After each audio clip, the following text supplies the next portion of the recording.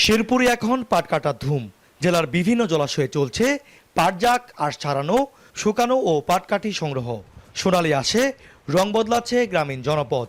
শ্রাবণধারার সাথে মিতালি করে গ্রামীণ জনপদে কৃষাণীরা মেতে উঠেছেন পাট উৎসবে। কৃষি সম্প্রসারণ বিভাগের তথ্য বলছে, ১ দশক আগেও জেলায় পাটের আবাদি জমি ছিল চলতি বছরে প্রায় অর্ধেক। চলতি বছরে ১,৮৯৪ হেক্টর জমি লক্ষ্যমাত্রার বিপরীতে আবাদ হয়েছে ১,৯১১ হেক্টর। উৎপাদন ৬,০০০ টন, যার বাজার মূল্য প্রায় ৭০ কোটি টাকা। বিঘা প্রতি পাটের গড় ফলন হয় ১০ থেকে ১২ মণ।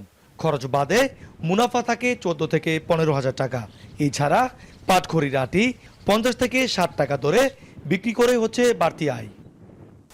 কৃষকরা বলছেন, পাটের দাম না কমাতে সরকারের কঠোর নজরদারি প্রয়োজন।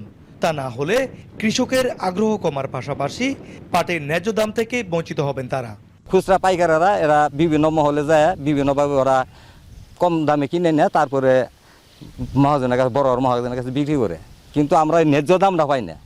সরকারের কাছে আমাদের এটাই আবেদন যে আমরা পাবলিক কৃষক যাতে এই ন্যায্য মূল্যটা কৃষকে আমরা আগে বুড়ো ধান করছি, বুড়ো কাটা পরে পাট করতে আছি, পাটের ফলন ভালো। 1 বিঘা জমির মধ্যে 7 মণ পাট হয়। 7 মণ পাট হইলে আমরা এই বুড়োর আবাদটা করে এলাই একবার এই টাকা দিই, পাটের খরচের টাকা দিয়ে উঠে যায়।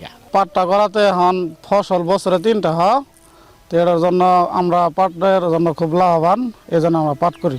বৃষ্টি না থাকার কারণে কৃষকেরা সেচ দিয়ে এই পাট জাগ দিতেছে। তো আশা করি পাটের সঠিক দাম পাইলে, মানে এর বাজার মূল্য ভালো পাইলে কৃষকেরা অনেক লাভবান হব।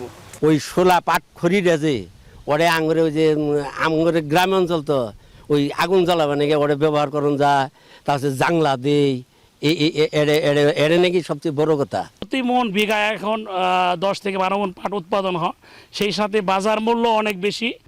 দেশে বাড়ছে পাটের বহুমুখী ব্যবহার, সাথে বাড়ছে পাটের চাহিদা। পাটজাক সহ নানা বিষয়ে কৃষকদের পরামর্শ দিতে মাঠে রয়েছে কৃষি কর্মকর্তারা।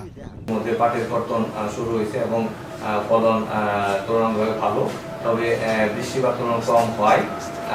এই বছর পাট জাগ দিয়ে কৃষকরা একটু বিড়ম্বনার শিকার হচ্ছে। আমরা কৃষি বিভাগ তাদেরকে যেখানে পানি আছে সেই পানিতে পাট জাগ দেওয়ার পরামর্শ দিচ্ছি।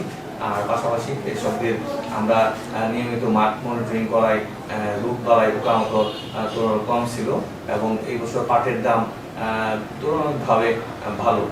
চলতি বছর পাটের চাষ বাড়াতে প্রায় 7,000 কৃষকদের মধ্যে কৃষি প্রণোদনা কর্মসূচির আওতায় 1 কেজি করে পাট বীজ ও 12 কেজি করে রাসায়নিক সার দিয়েছে পাট অধিদপ্তর। জাহিদুল খান সৌরভ, এখন শেরপুর।